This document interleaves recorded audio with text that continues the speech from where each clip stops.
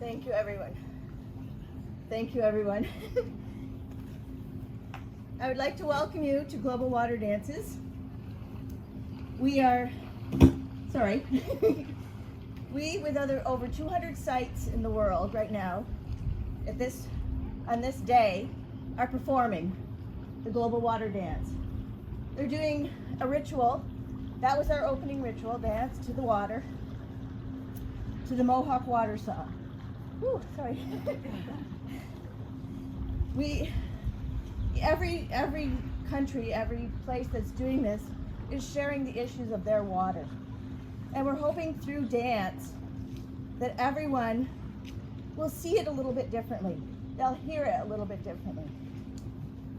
So we also would like to acknowledge that the town of Gananoque sits on the unceded land of the First Peoples of Turtle Island, who use the St. Lawrence River as a vital transport route for trapping, hunting, gathering, trade, and relocation. We also respectfully recognize the urban indigenous peoples that share this land and waterway. Today you'll see our opening dance, which we choreographed as a group. Next will be our dance that I choreographed to the water issue of our St. Lawrence. We have collaborated with the Thousand Islands, the museum, and Steve will talk more about that in a moment, but their exhibition this summer is on climate change and how it affects us, and affects the animals, the turtles, the fish, everything.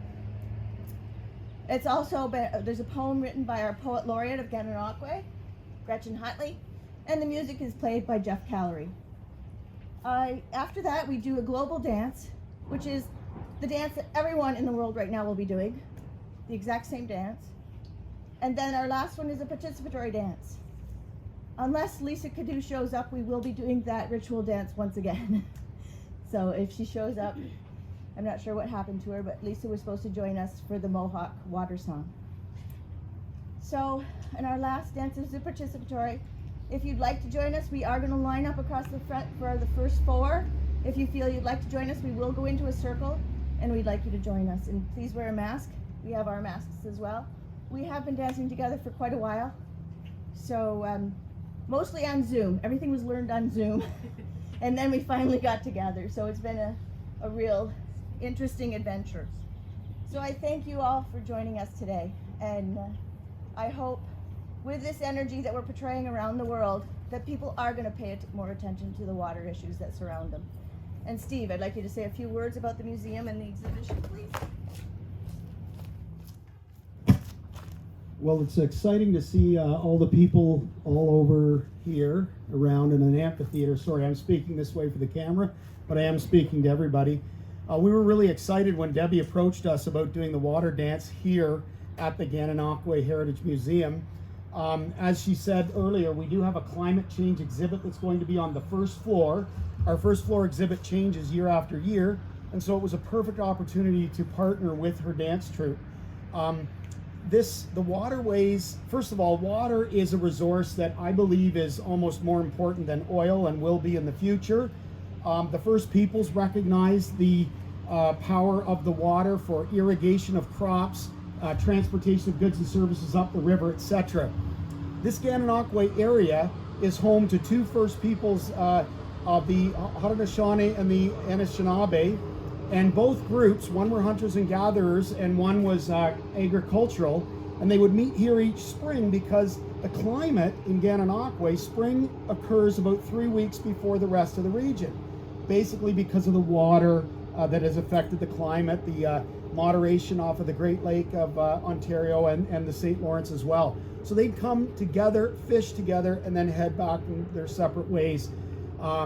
So this is wonderful that we were able to host this dance on traditional Haudenosaunee and Anishinaabe land, and going into the future, water is going to be important and climate change. So please feel free to come back. The Gananoque Museum is not open right now, but the gift shop is.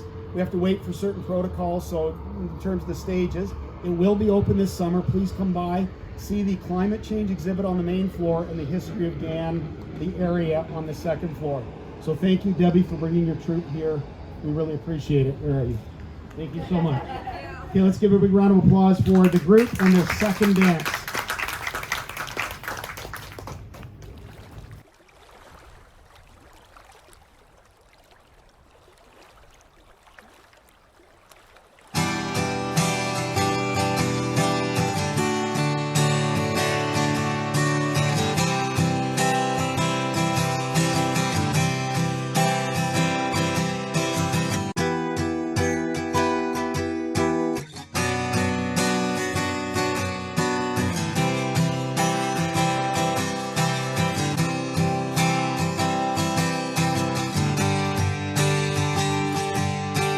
Water, oh what a beautiful sight, as it bubbles and it sparkles, causing sheer delight.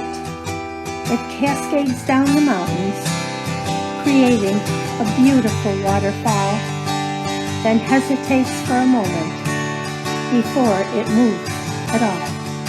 We take it so for granted, we never stop to think what would really happen if there was no water to drink. If the rivers all dried up, the glaciers melted away, and there was no promise of more to come another day, if water levels continue to drop and the temperature starts to rise, the beautiful fish that swim and frolic right before our eyes will slowly start to wane. The cool water will be no more. The graceful fish once so lively will be gone forevermore. The birds that once migrated, filling our sky with grace, will turn their wings away from us in search of a better place. We have to act now. We can't wait for tomorrow. The moment is here. Turning our backs will mean sorrow. We can save the water.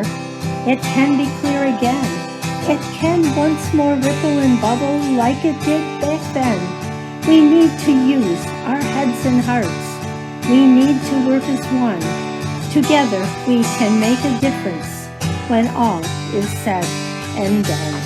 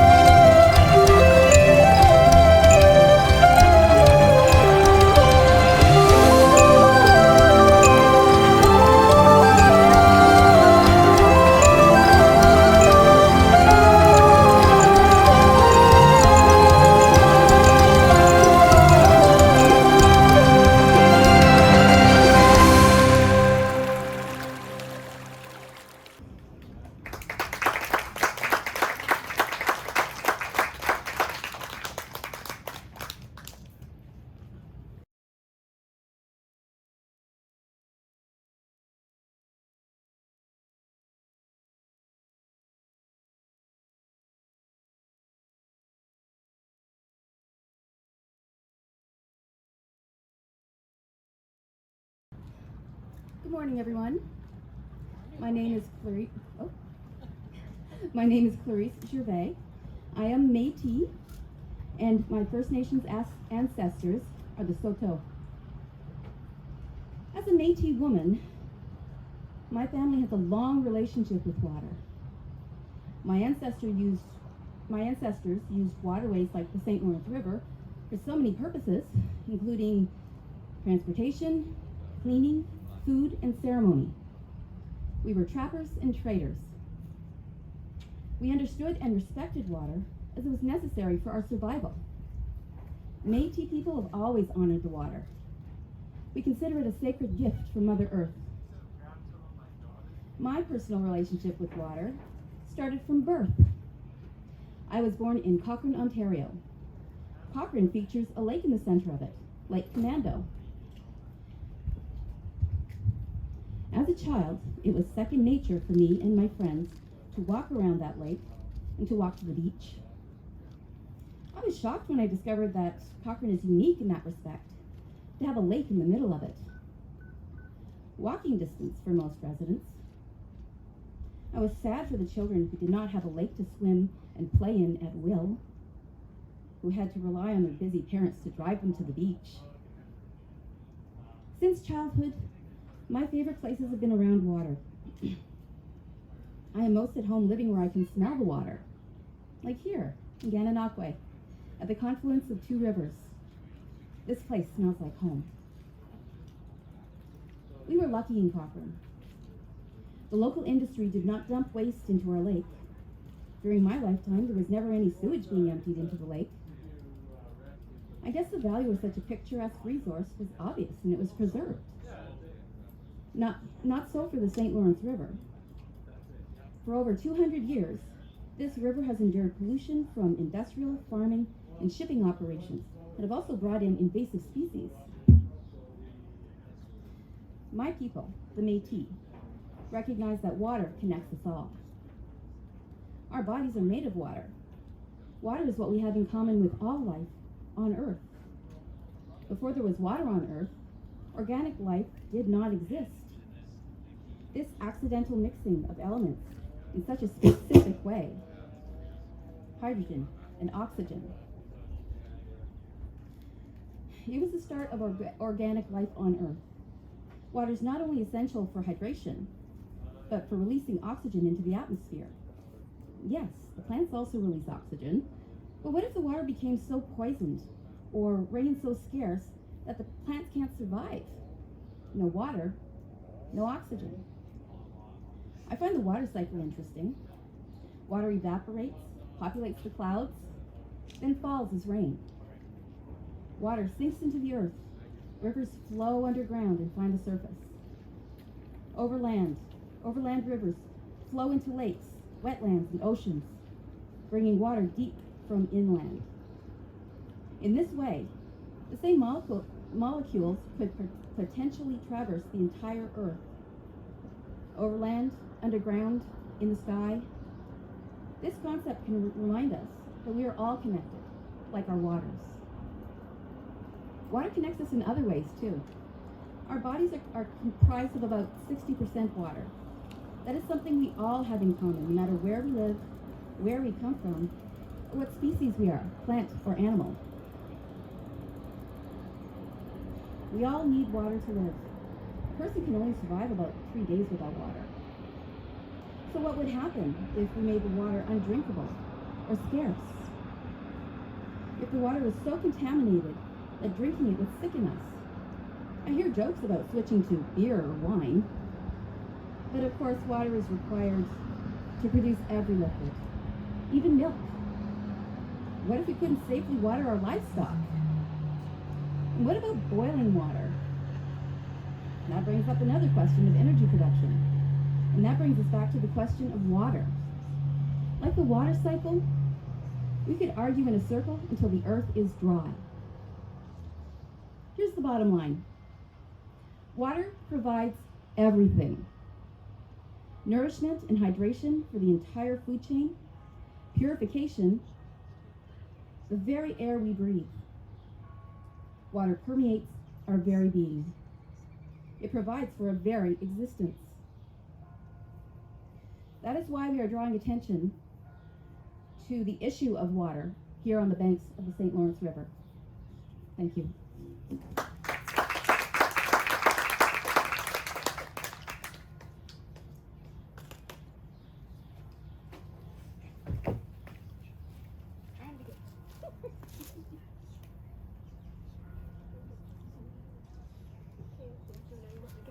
As I mentioned, I know I always have to make this. As I mentioned earlier, this is the participatory dance. You can do it while you're standing. You'll find out that the movements are very simple, or if you'd like to join us in the circle, you're more than welcome to come join us. So,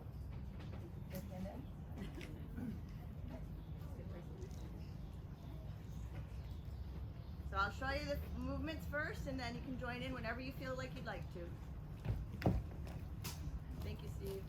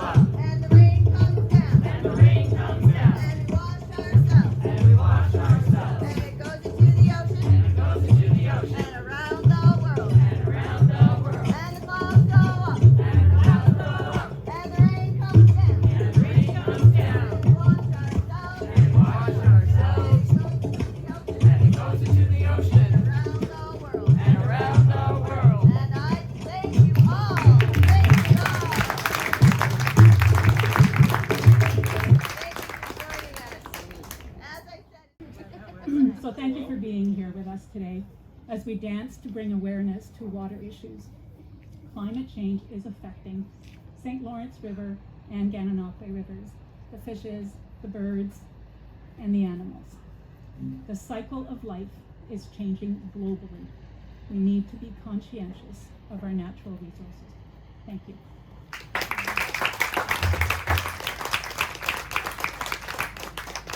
And that concludes our presentation. It will be every Friday afternoon. This video will be in the rotunda here at the library, so you'll be able to watch it again, or if you have someone you'd like to see it. We want it to be known. And as I said earlier to my group, if all these people today, whoa, that what got me, around the world are doing this, there's got to be some good energy going out there. So thank you.